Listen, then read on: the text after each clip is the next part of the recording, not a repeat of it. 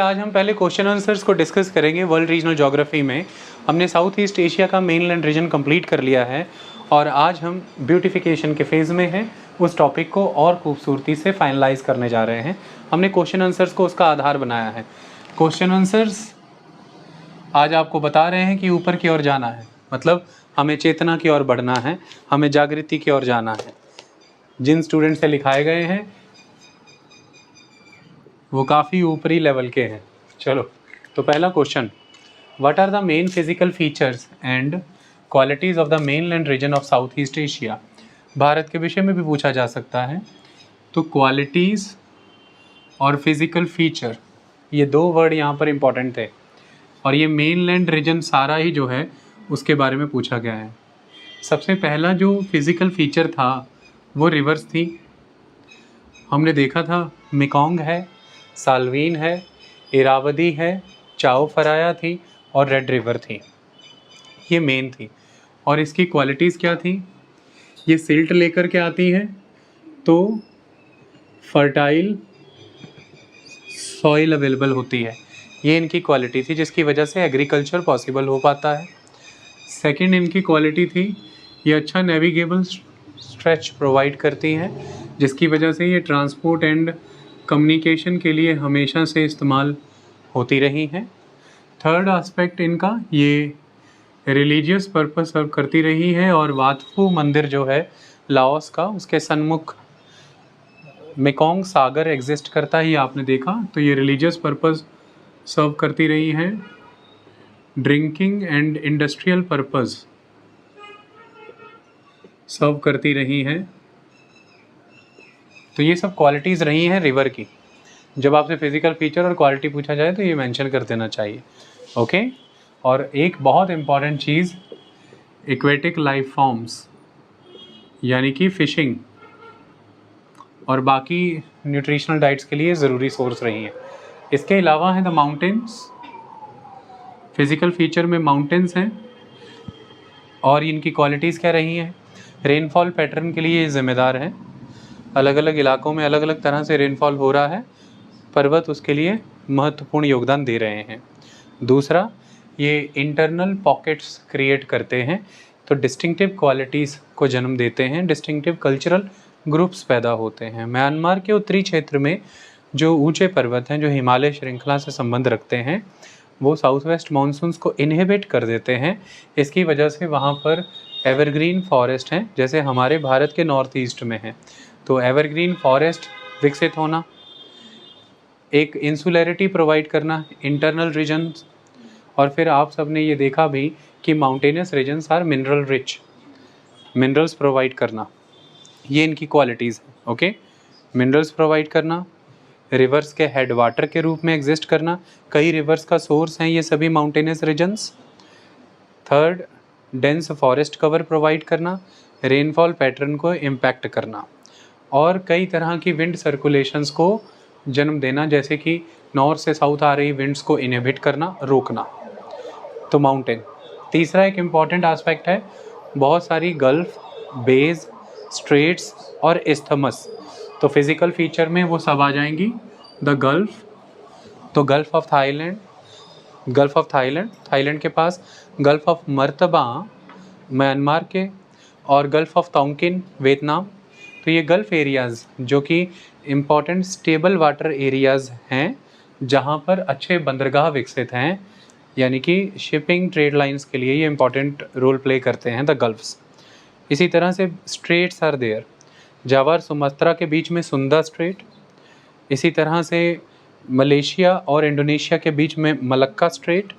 These straits are important as a narrow water passage for connecting the two large water bodies, separating the two land bodies. Okay, so important transmission lines, transport lines in straits के via execute होती हैं।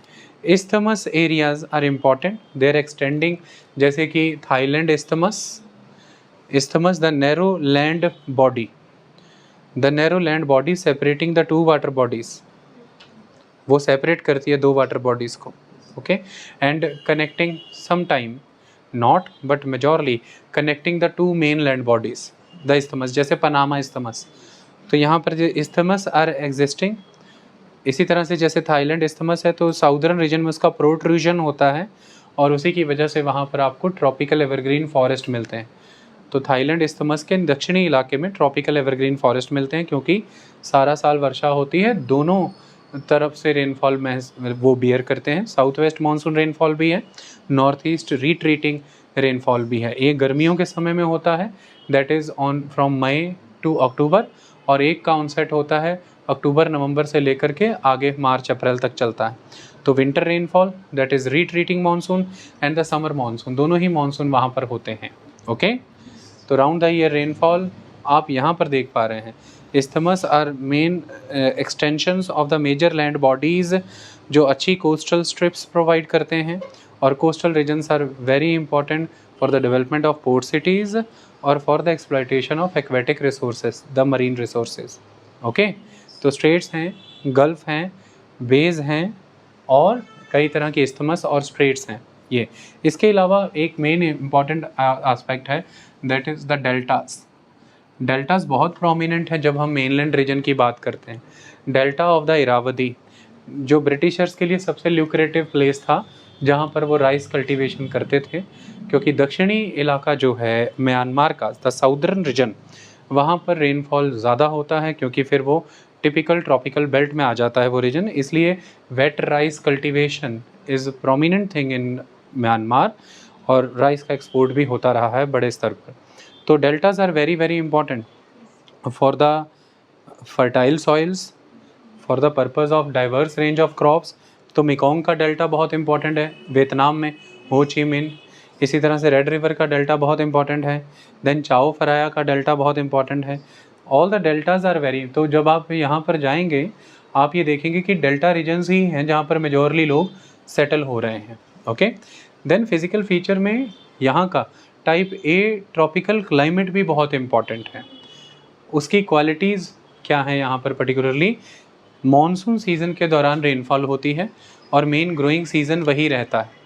लेकिन जो mainland China है उसको आप ध्यान से समझिए, एक हिस्सा उसका इक्वेटर के ज़्यादा क्लोज आता है और एक हिस्सा ट्रॉपिक ऑफ कैंसर के क्लोज ज़्यादा जाता है।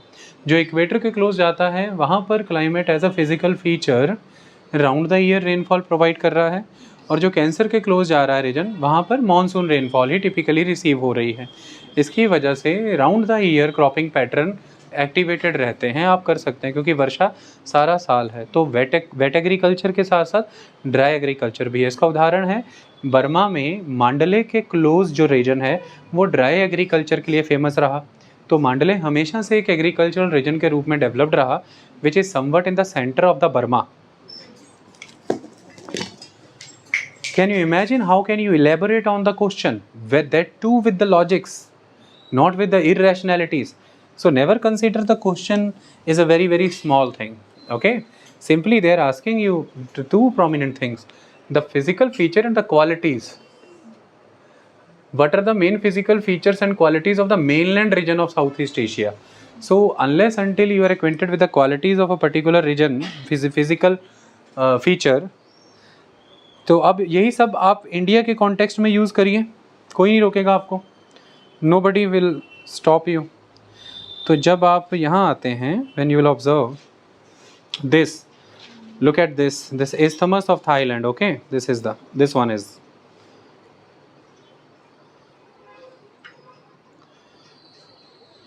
this one is the Mandalay region. Okay, it is somewhere in the center of the Burma and it is famous for the dryland agriculture. क्योंकि हमने पढ़ा था कि मांडले के ऊपर इरावदी के वेस्ट में डेसिडियस फॉरेस्ट हैं और इरावदी के ईस्ट में स्क्रब हैं, और जैसे जैसे लाओस के बॉर्डर के क्लोज जाते हैं तो ग्रासेस हैं। तो यहाँ पर ड्राईलैंड एग्रीकल्चर होता है, बट ब्रिटिशर्स के द्वारा ज़्यादा प्रोमिनेंस दी गई इस डेल्टा रीजन को, इरावदी के। यहाँ पे वेट एग्रीकल्चर होता है। ओके, तो wet agricultural region, dry agricultural region. और जैसे ही नॉर्थ की तरफ जाते हैं तो हाई माउंटेन्स, 19,000 फीट के अराउंड जाने वाले पर्वत जो कि एवरग्रीन फॉरेस्ट को जगह देते हैं। ओके, तो इस तरह से फिजिकल फीचर में diverse range of tropical type A climate भी आता है कि ट्रॉपिकल टाइप ए क्लाइमेट भी एक स्टैंडर्ड फॉर्म में नहीं है कि बस राउंड द ईयर रेनफॉल होता जा रहा है, वो भी डाइवर्सिटी प्रोवाइड कर रहा है आपको, इस बात का ख्याल रखना है। ओके, तो ये मेन फिजिकल फीचर्स थे, चाहे वो माउंटेन्स थे, चाहे वो प्लेट्यू रीजन्स, चाहे गल्फ, बेज, स्ट्रेट, रिवर्स या फिर क्लाइमेट था, ये सब अपना अपना क्वालिटीज़ आपको सर्व कर रहे हैं। और एक बात हमेशा याद रखना है, ये सारा वॉल्केनिक प्रभावित क्षेत्र है, तो पर्वत या पठार हमेशा ही इम्पॉर्टेंट मिनरल रिसोर्सेज का रोल प्ले करते हैं। उदाहरण के तौर पर थाईलैंड लार्जेस्ट एक्सपोर्टर है टिन का, थर्ड लार्जेस्ट एक्सपोर्टर है टिन का, सेकंड लार्जेस्ट एक्सपोर्टर है टंगस्टन का। ओके, ये चीज़ याद रखनी है। और अभी जब आप आगे पढ़ेंगे आने वाले चैप्टर में, मलेशिया वो लार्जेस्ट एक्सपोर्टर ऑफ टिन है। तो ये रिवर्स यार वेरी वेरी इंपॉर्टेंट, जैसे रिवर्स ही का और माउंटेन्स का मेल बर्मा में northern Ruby valley, the valley of rubies के लिए जिम्मेदार है, और म्यांमार वर्ल्ड में 90% रूबीज़ और सेफायर्स की सप्लाई के लिए रिस्पॉन्सिबल है। Burma, that is Myanmar, is famous for the sapphires, jade and rubies, these cultivations are important. और ये नॉर्थ वैली ऑफ रूबीज़ में ही ये स्टोन्स निकलते हैं। ओके, तो these are the qualities of the rivers and the mountains. they are giving you the important metals like the gold, the placer deposits. They are giving you the stones, precious stones, the transport routes, water for the irrigation, for industrial processing. They are offering you the transport and communication channels. They are giving you the silt or the alluvial soil for the purpose of agriculture. They are giving you the cultural base as an importance to the religion, है ना। तो ये सारी चीज़ें, these are the qualities associated with a particular physical feature. You need to understand that. Okay, भूलना नहीं है। Majorly all the core areas of all the countries they are associated with the rivers. The Chao Phraya river, it is the core area of the Thailand, it is the city of Bangkok is on the Thailand. That Mekong in the Cambodia, the core area is the Phnom Penh, and that Phnom Penh is on the Mekong. The core area of Laos, it is the Vientiane, the capital of Laos, it is on the Mekong. The core area of Myanmar, it is the Mandalay and the Irrawaddy river delta area. The particular city is the largest city, that is Rangoon, that is Yangon. सो ये आपको देर इनकी qualities में ये qualities हैं कि they are giving you the base for the development of economy, क्योंकि जो चीज़ें बताई वो होंगी तो इकोनॉमी डेवलप होगी। रेड रिवर एरिया, रेड और मेकोंग दोनों ही वियतनाम की दो इंपॉर्टेंट सिटीज़ से जुड़ी हैं। Red river in the north with the Hanoi and that Mekong in that is with the Ho Chi Minh. These are the importance. So do try to understand. ये चीज़ें जब आपके अंदर विकसित होती हैं, थॉट प्रोसेसेस, आपके आंसर्स स्वतः ही निकलते हैं। क्वेश्चन को पहले समझना बहुत ज़रूरी है। इमेज चीज़ें सर्कल करें, क्वेश्चन को समझें वो क्या कह रहा है। बिल्कुल से ब्लॉक ना कर लें अपने दिमाग को कि बहुत छोटा सा है कुछ, और अनड्यूली बड़ा भी ना करते जाएं। मैं आपको समझा रहा हूँ इसलिए टाइम लग रहा है। मुझे लिखना होता तो मैं थीमेटिक और फ्लो चार्ट्स बना करके मिनटों सेकंडों में इसको नबेड़ देना था मैंने, जो हिंदी में कहते हैं निपटा देना था। ओके, पर समझाना पड़ता है, तो समझाने का मेरा तरीका यही, मैं आराम आराम से समझाता हूँ। अगला है what prompted the United States to enter into the conflict in Vietnam. Second, did Vietnam attack the United States. अब ये दो क्वेश्चंस उन्होंने पूछ लिए यहाँ पर, जिसमें आप ये मिस्टेक भी कर सकते हैं कि, ध्यान से देखो, यहाँ पर है line the conflict in Vietnam, कि वियतनाम में कन्फ्लिक्ट चल रहा है। उसमें किस चीज़ ने प्रॉम्प्ट किया यूनाइटेड स्टेट्स को कि यूनाइटेड स्टेट्स उस कन्फ्लिक्ट में एंटर करे, और क्या वियतनाम ने अटैक किया यूनाइटेड स्टेट्स पर। Did the Vietnam attack the United states. तो आपको अक्सर लगेगा कि वो जो वॉरशिप पर अटैक किया वियतनाम ने, इसकी वजह से जो यूएस है वो वियतनाम कॉन्फ्लिक्ट में एंटर हो गया। बट ये चीज़ें ये करेक्ट नहीं है। क्यों? यूएस ने उसे रीज़न बनाया, ये दुनिया जानती है कि हमारी वॉरशिप पे अटैक किया है, बट एक्चुअली में जो कॉन्फ्लिक्ट है वियतनाम में, यूएस उसमें एंटर हुआ, इसके लिए वो शिप पर अटैक होना तो एक रीज़न नहीं था, क्योंकि यूएस उस कॉन्फ्लिक्ट में तो पहले से एक पार्टी के रूप में एंटर हो ही चुका था, तभी तो यूएस प्रेजेंट था। जिनेवा जो पीस अकॉर्ड साइन हुआ 1954 में फ्रांस और वियतमिन के बीच में, उसमें यूएस वाज द मेंबर, उसमें वो प्रेजेंट था।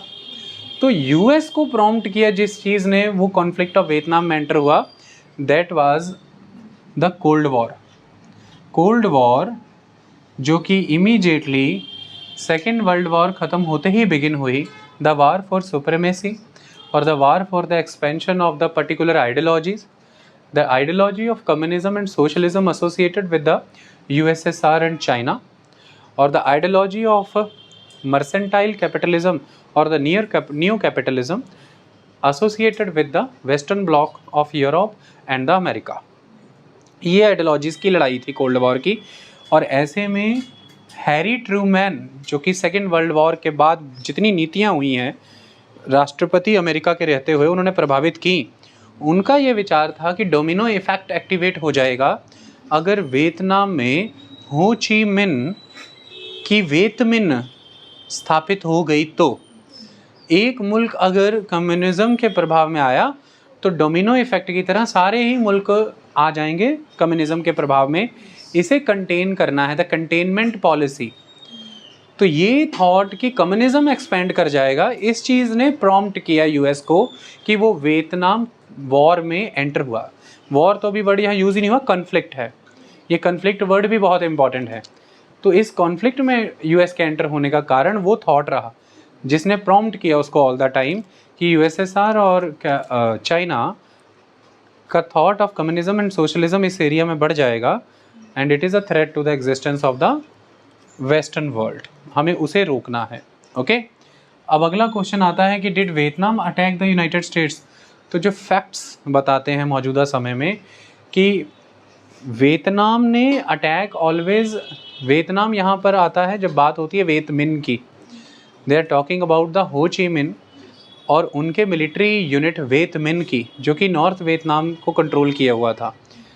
साउथ वियतनाम पर तो कंट्रोल ही अमेरिका का था एक तरह से इनडायरेक्टली, पहले राजघराने की तरफ से, फिर प्रधानमंत्री कौन थे और बाद में वो रूलर बने साउथ वियतनाम के, क्या नाम था उनका, नगो दिन दिम, तो अमेरिका ही उन्हें सपोर्ट कर रहा था। ऐसे में वियतमिन पर यह आरोप है कि उन्होंने, यानी कि हो ची मिन पर यह आरोप है कि उन्होंने अटैक किया यूएस वारशिप पर। तो ये एक फैक्ट है कि क्या वियतमिन ने अटैक किया। तो अब तक के लिए तो ये दुनिया के सामने रखा गया है, प्रमाण मिले नहीं मिले अनसर्टेनिटी से अलग बात है, बट चैप्टर्स में हम इस चीज़ को पढ़ते हैं तो वो फैक्ट है कि हाँ अटैक किया, वियतमिन ने अटैक किया यूएस वारशिप पर। ये एक फैक्ट है। बट इस चीज़ ने प्रॉम्प्ट किया यूएस को उस कॉन्फ्लिक्ट में एंटर होने के लिए, इस चीज़ ने लेजिटिमेसी दी यूएस को कि वो फुल फ्लेजेड मैनर में 1-on-1 वॉर लड़े अब वियतमिन के साथ। इस चीज़ ने यूएस को एक बेस दे दिया, लेजिटिमेसी दे दी। पर यूएस तो पहले से ही प्रॉम्प्टेड था, इस कॉन्फ्लिक्ट में एंटर हो रखा था और उसका कारण कोल्ड वॉर की बिगिनिंग था। ओके, इतनी बात समझ में आ गई। तो did Vietnam attack the United states, अगर इस सेंस में पूछा जाए तो वियतनाम ने कभी भी यूएस को अटैक नहीं किया डायरेक्टली। वियतनाम ने कभी भी यूएस को अटैक नहीं किया डायरेक्टली। वियतनाम यानी कि वियतमिन जो नॉर्दर्न सेक्शन को कंट्रोल कर रहा है, वो साउदर्न सेक्शन से फाइट कर रहा था। वियतनाम ने जापान की तरह कभी भी ऐसा कोई अटैक यूएस पे जाके नहीं किया, या यूएस के किसी इंटरेस्ट पे अटैक नहीं किया। जैसे जापान ने पर्ल हार्बर पर अटैक कर दिया था, ऐसा वियतनाम ने कभी नहीं किया है, ये याद रखिएगा। लेकिन नॉर्थ वियतनाम यानी कि वियतमिन लड़ रहा था साउथ वियतनाम से, और वो supported by the US army ही थे, तो उस तरह से तो उनकी जंग यूएस आर्मी से चली रही थी। इस कॉन्फ्लिक्ट के दौरान अमेरिकन वॉरशिप पर वियतमिन का अटैक होता है, ये एक अब तक का फैक्ट है। इतनी बात समझ में आई। और यूएस को प्रॉम्प्ट किया उस thought of expansion of communism ने और the threat of domino effect ने। समझ में आई इतनी बात। अगला, what river flows through parts of Laos, हमें पता है that is Mekong. What is the main economic activity in Laos, तो आप लाओस को जानते हैं 80% पॉपुलेशन रूरल है, मेजॉरली पॉपुलेशन एग्रीकल्चर पर डिपेंडेंट है। तो इकोनॉमिक एक्टिविटी में क्या इंपॉर्टेंट है? एग्रीकल्चर। रूरल हेरिटेज इम्पॉर्टेंट है उनका, तो इसलिए वो रूरल हेरिटेज को बचाए हुए हैं। उनकी लोकेशंस प्रिस्टीन है बहुत, उनकी रिवर्स बहुत ही प्योर हैं आज भी, और लश ग्रीन फॉरेस्ट एरियाज़ और एंशियंट एंटिक्विटीज़ हैं in the form of the temple and important ancient towns. इसकी वजह से the important element is tourism, agriculture है, टूरिज़्म है। और तीसरी चीज़ जिस पर अब काम किया जा रहा है, the exploitation of natural resources. So natural resources that is the mineral wealth. Okay, so mineral wealth, agriculture, the rural life style and the tourism, ये इंपॉर्टेंट इकोनॉमिक एक्टिविटीज़ हैं। रिवर तो मेकोंग है, आप जानते ही हैं। What geographic aspect isolates the country of Laos and restricts its globalization efforts? कौन से geographic aspect ने isolate कर रखा है? देखिए, सबसे पहली चीज़ तो जो वियतनाम है, एक तरफ से एक तरफ से लाओस को उसने चोक कर रखा है, यानी कि ब्लॉक कर रखा है कि वो ओशियन के साथ संपर्क नहीं रखता। दूसरी तरफ साउदर्न रीजन से कंबोडिया ने उसे ब्लॉक कर रखा है। वेस्टर्न साइड पर मेकोंग रिवर आ जाती है जब म्यांमार के साथ बॉर्डर बनने की बात होती है, और नॉर्दर्न साइड पर चीन और उसके इस तरफ तिब्बतन प्लेट्यू का एक्सटेंशन हो जाता है। ओके, तो mountains, rivers and the countries, the political boundaries, इन सब चीज़ों ने उन्हें चोक कर रखा है। तो जोग्राफिकली ये लैंडलॉक्ड है। कैरेक्टरिस्टिक क्या है? It is a landlocked country. यही कारण है कि उसके ग्लोबलाइजेशन के एफर्ट्स उतने सफल नहीं हो पाए। Okay, so what geographic aspect isolates the countries of Laos and restricts its globalisation efforts? That is the landlocked characteristics. Access to the port नहीं है, यानी कि इम्पॉर्टेंट ट्रेडिंग लाइंस को एक्सेस नहीं है। यही कारण है कि इस क्षेत्र की जो कंट्रीज़ मेजॉरली कर पा रही हैं वो लाओस नहीं कर पा रहा। और वो क्या कर पा रही हैं? Shipping lines, important trading lines पर एक्सेस होने की वजह से अपनी चीप लेबर, अपनी चीप लैंड और अपने relaxed environmental and labour laws offer कर रहे हैं बड़ी कंट्रीज़ को जो सराउंडिंग रीजन में हैं, जैसे साउथ कोरिया, ताइवान, हांगकांग और Singapore. These are the tigers, the economic tigers. इन्हें ऑफ़र किए जा रही हैं अपनी ज़मीनें, अपने रॉ मटेरियल और अपना लेबर बेस और नर्म कानून, कि वो इनके बंदरगाहों का लाभ उठा करके यहीं पर चीज़ें, जैसे ऑयल आ रहा है अगर गल्फ़ से, तो यहीं पर अनलोड किया जाए, रिफ़ाइन हो और सारे एरियाज़ में डिस्ट्रीब्यूट कर दिया जाए। जैसे सराउंडिंग रीजन से रॉ मटेरियल आए, यहाँ से लेबर यूज़ करो, तो जो चीप मैन्युफैक्चरिंग प्रोसेसेस हैं जैसे कि क्लोथिंग, टेक्सटाइल्स, ये सारी चीज़ें। क्यों चीप कहा मैंने? क्योंकि इसमें ज़्यादातर जो इनपुट के रूप में यूज़ होता है वो लेबर होता है, और लेबर यहाँ अबंडेंटली अवेलेबल है। तो जैसे साउथ कोरिया, सिंगापुर ये डेवलप्ड हो चुके हैं, हांगकांग डेवलप्ड है। ये क्या चाहते हैं कि जो इनके ये इस तरह के ऑपरेशन हैं जिसमें लेबर बहुत लगती है, और इनके खुद के यहाँ लेबर लॉज बहुत स्ट्रॉन्ग हैं और पॉपुलेशन बहुत ज़्यादा अब हायर स्किल्ड हो चुकी है, वो कॉम्प्लेक्स ऑपरेशंस कर सकते हैं, उन्हें अभी भी इस तरह की सिंपल प्रोडक्शंस में जाने की नीड ही नहीं है। तो ऐसे में फिर ये प्रोडक्शन ऑपरेशंस कहाँ इस्टेब्लिश करें?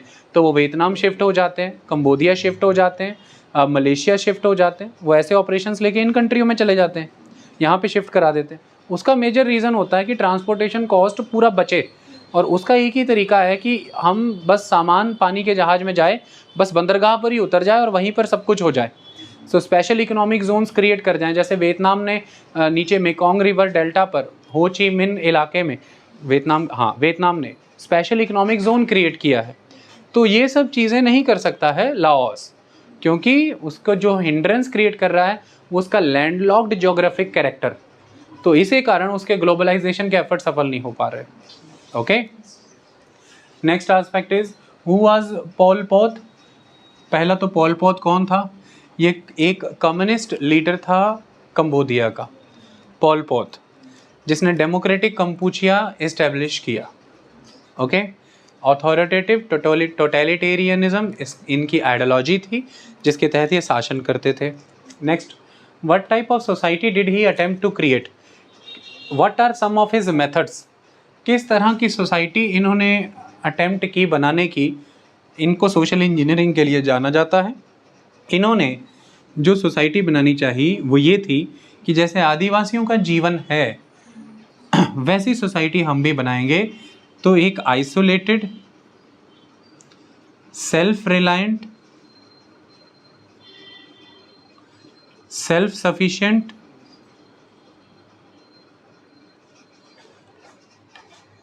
एग्रेरियन सोसाइटी बनाने की कोशिश की। Isolated, self reliant, self sufficient, agrarian society.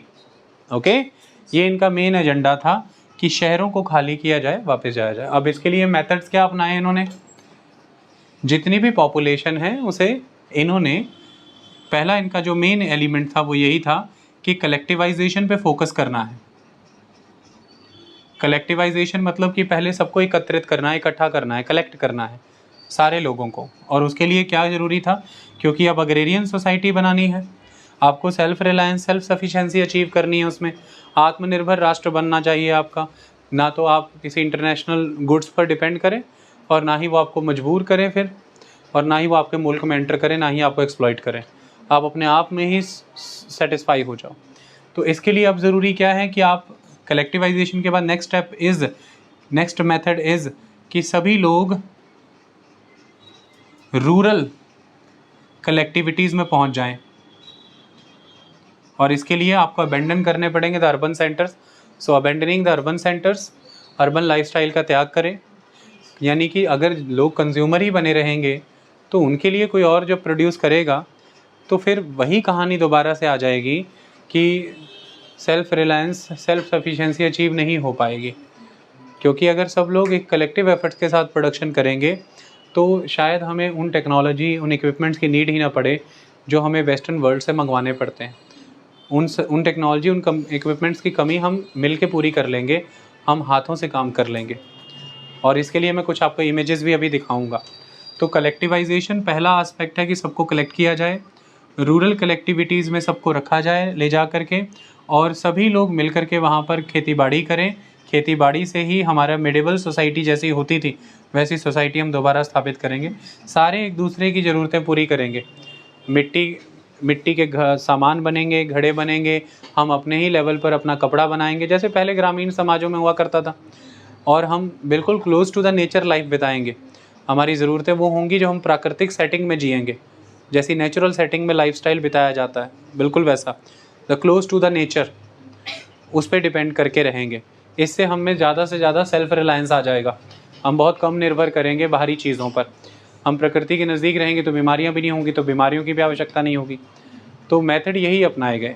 Okay, शहर खाली कराए गए, लोगों को वहाँ से कलेक्ट किया गया, गाँवों की तरफ ले जाया गया, वहाँ पर कलेक्टिविटीज़ क्रिएट की गई और फार्मिंग ऑपरेशंस पर फोकस किया गया। एक एग्रेरियन सोसाइटी बनाने की कोशिश हुई, जिस एग्रेरियन सोसाइटी का एम था self reliance, self sufficiency achieve करना, और रूरल एक्टिविटीज़ ही प्रोमिनेंस में आई। Okay, that was the concept. इस तरह से पॉल पॉट सबको लेकर के जाया करते थे और ये चीज़ें दुनिया भर में दिखलाई जाती थी फ़ोटोज़ क्लिक करके कि एक बहुत ही सेटिस्फाइड सोसाइटी है हमारी, कोई हम पर संदेह ना करे। इस तरह की इमेजेस आम ही हुआ करती थी उस समय में कि हाथों में डंडा पकड़े पॉल पॉट चले जा रहे हैं और पीछे उनके ये सारे लोग चले जा रहे हैं। सब ने हाथों में झोला पकड़ा है, किसी ने अटैची, किसी ने बाल्टी, और सब अपना शहर छोड़ करके गांव। और यहाँ पर आप देखिए पगडंडी है, तो यहाँ पर आप देखिए मेन एस्पेक्ट है कि लैंड जो है, खेत है, उसको टिल किया हुआ है, जोता हुआ है।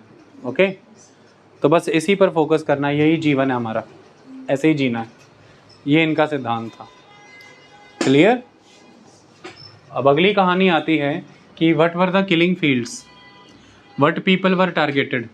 किलिंग फील्ड्स क्या थी, कौन से लोग थे, what people were targeted to be eliminated, जिनको एलिमिनेट करना था, और why were these people killed. Killing field क्या थी, कौन से लोग थे जिन्हें मारे गए और क्यों इन्हीं को मारा। देखिए अब इम्पॉर्टेंट एलिमेंट समझिए, किसी भी सोसाइटी में एक चीज़ बहुत बुनियादी होती है। जब आप पॉल पोत को पढ़ रहे हैं या वर्ल्ड लेवल पर किसी को भी पढ़ रहे हैं, पॉल पोत किसका फ़ैन था, माओ जेडंग का फ़ैन था। उसको माओ जेडंग के ग्रेट लीप फॉरवर्ड और कल्चरल रेवोल्यूशन बहुत अच्छा लगा, वो उससे बड़ा प्रभावित हुआ कि मुझे भी ऐसा करना चाहिए। मेन क्वेश्चन यहाँ पर ये रेज होता है कि जब पोल पॉट अपने लोगों को ये कह रहा है कि हमें ट्राइबल सोसाइटी में मैं रहा हूँ, मैंने वहाँ पर उनकी जीवन शैली देखी है, वो बहुत शक्तिशाली हैं क्योंकि वो आत्मनिर्भर हैं, वो किसी चीज़ पर निर्भर ही नहीं है, हमें वैसा होना चाहिए। यहाँ पर एक बात सोचनी पड़ेगी कि ये जो एक ट्राइबल सोसाइटी है, दूसरी ट्राइबल सोसाइटी में ही इस ट्राइबल सोसाइटी के मुकाबले वेरिएशन हो सकती है। उसके थोड़े डिस्टेंस पर ही जो दूसरी ट्राइबल सोसाइटी है, वो इस ट्राइबल सोसाइटी ए से ट्राइबल सोसाइटी बी वेरिएबल हो जाएगी। और वो वेरिएशन का रीज़न क्या है? हो सकता है कि ये ट्राइबल सोसाइटी मेनली हंटर्स हो और ये ट्राइबल सोसाइटी अब धीरे धीरे एनिमल हस्बेंड्री करने लग गई हो, या ये डोमेस्टिकेशन ऑफ एनिमल करती हो। बट ये ट्राइबल सोसाइटी है अभी भी हंटर गैदरर्स की तरह ही जी रही है। This society can be Hunter gatherer, पर ये tribal society can be they are doing shifting cultivation, they are domesticating the animal और they are gathering the things। कितना वेरिएशन। तो दो ट्राइबल सोसाइटी भी एक तरह की नहीं है जब, तो ये कैसे इमेजिन किया जा सकता था पोल पॉट के द्वारा कि वो किसी भी एक रैंडम ट्राइबल सोसाइटी का मेथड ला के सारे लोगों पर एक जैसे रूप में लागू कर देगा। जब हम इन ट्राइबल सोसाइटीज़ की बात करते हैं तो एक ट्राइबल सोसाइटी की जब बात की है आपने, वो लोग बाय चॉइस उस एटमॉस्फेयर में अडेप्ट हुए होते हैं पीढ़ी दर पीढ़ी, क्योंकि ट्राइबल सोसाइटी का बेस होता है द क्लैनशिप। वो ट्राइबल सोसाइटी एक परिवार से ही बिगिन हुई होती है, ऐसा कॉन्सेप्ट होता है। एक फैमिली का ही लार्जर फॉर्म होता है ट्राइबल सोसाइटी। इतनी बात समझ में आई? और उसमें जो भी आगे, अब जैसे आप हैं, आप अपने परिवार में जी रहे हैं, ज़रूरी है, ऐसा हो सकता है कि आप कुछ चीज़ों को लेकर के बगावत करें या कहें कि मुझे ये नहीं करना है, बट बाय एंड लार्ज जब पॉसिबिलिटी देखी जाए तो ये पॉसिबिलिटी होती है कि आप पर ज़्यादा रंग आपके घर का चढ़ा होगा एज़ कम्पेयर टू नेबर, क्योंकि आप नेचुरली उस घर में इतने सालों तक पले बड़े हुए हैं, आप अडेप्ट हुए हैं नेचुरली, उसमें आप नेचुरल अडेप्शन हुई है ना। ऐसा तो नहीं है आपके घर वालों ने आपको 11 बजे जन्मा, 1 बजे आप 5.5 फुट के हो गए और वो आपको कह रहे हैं कल से सुबह 9 बजे आ जाइए ब्रेकफास्ट पे। तो आप कह रहे हैं मतलब कमाल है यार, ये तो आदत ही नहीं डली मुझे, अभी जन्मा हूँ, सुना 1 घंटे पहले और बड़ा भी हो गया। तो सालों लग जाते हैं एक बच्चे को सोशल इंस्टीट्यूशंस की मदद से एक नॉर्म्स, सोशल ट्रेड्स इम्बाइब कराने में। पहले फैमिलीज़ ये करती हैं, फिर स्कूल्स ये करते हैं, फिर उस कल्चर की लिटरेचर ये काम करती है, रिलीजियस इंस्टीट्यूशंस ये काम करते हैं। तो एक बच्चा धीरे धीरे अडेप्ट हो पाता है उस एटमॉस्फेयर में, उस सेटिंग में, तो ही वो फिर उस कम्युनिटी का एक एलिमेंट बनता है जो उस समाज में घुल मिल जाता है। मानना तो आप ऐसी चीज़ बन जाते हैं कि सदा ही अनडिस्चार्ज ही रहते, मतलब कि आप कभी घुले ही नहीं, फिर आपको तड़ीपार ही किया जाता है। तो मेन कहानी ये है कि पोल पॉट ये समझ नहीं पाया कि अचानक कहीं रह आया है आदिवासियों में हैं, और आज आके लोगों को कह रहा है कि बहुत अच्छा था उनका जीवन, तुम्हें भी वैसा बना दूंगा, मतलब रातों रात। तो सोसाइटीज़ में एक एलिमेंट होना चाहिए, दैट एलिमेंट ऑफ चॉइस जो होता है ये मनुष्य में बेसिक है। चॉइस जो है ये एक बेसिक एलिमेंट है, आप हमेशा याद रखिएगा। Preferences, choices, it is very very basic. बच्चे, छोटे बच्चे को देख लीजिएगा, उसकी चॉइस रहती है कि क्या उसे पसंद आ रहा है, क्या उसने खाना है, क्या नहीं खाना है। एकदम नवजात 4-5-6 महीने का, कब खाना है कब नहीं खाना है, वो भी मूड है उसका भी। ये ह्यूमन का बेसिक नेचर है, द चॉइस। और हमेशा अगर आप एक स्टेबल सोसाइटी बनाना चाहते हैं तो आपको चॉइसेस असरटेन करनी पड़ती हैं, आपको चॉइसेस को मतलब जानना पड़ता है, भांपना पड़ता है। और इसके लिए तरीका यही सही रहता है, डेलिब्रेटिव प्रोसेस, चर्चा। जैसे parliament is a deliberative body to ascertain the choices or the preferences of the people of this country. Choices you can call the wishes or the will of the nation, okay, the aspirations of the nation. मैंने choice word use किया है तो you can, आप इसे कई मायनों में समझ लीजिए। We need to ascertain the aspirations of the people. Parliament is a deliberative body exactly for that, to understand the aspirations of the people. ऐसे में जब पार्लियामेंट भी वहाँ पर सिंगुलरली या यूनिलिटरली काम करे